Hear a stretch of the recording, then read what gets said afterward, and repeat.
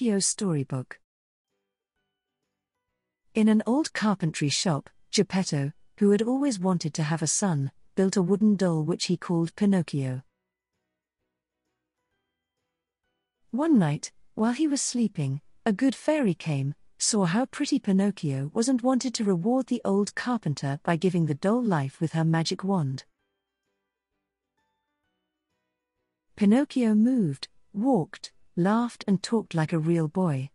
Pinocchio began to go to school and was always accompanied by his friend Jiminy Cricket, the advisor that the good fairy had given him. But, on the way to school, Pinocchio became friends with two very bad children and stopped listening to Jiminy Cricket's good advice. Pinocchio decided to follow his new friends, looking for adventures that were not good at all.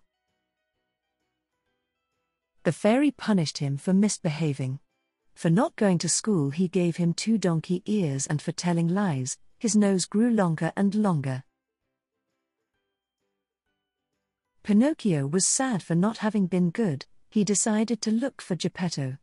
He then learned that the old carpenter, when going out to search for him through the sea, was swallowed by a whale. Pinocchio and Jiminy Cricket went to rescue him.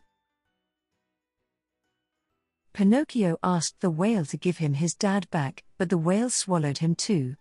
Inside the whale's belly, Geppetto and Pinocchio met again and began to think about how to get out of there.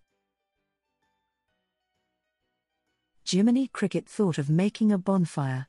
The fire made the huge whale sneeze, and the 3 of them were able to fly away. Pinocchio apologized to Geppetto. He forgave him and proposed that they forget everything. Pinocchio returned home and to school, and from that day on he always behaved well. The fairy rewarded him for his good behavior and turned him into a flesh and blood boy. Father and son lived happily forever.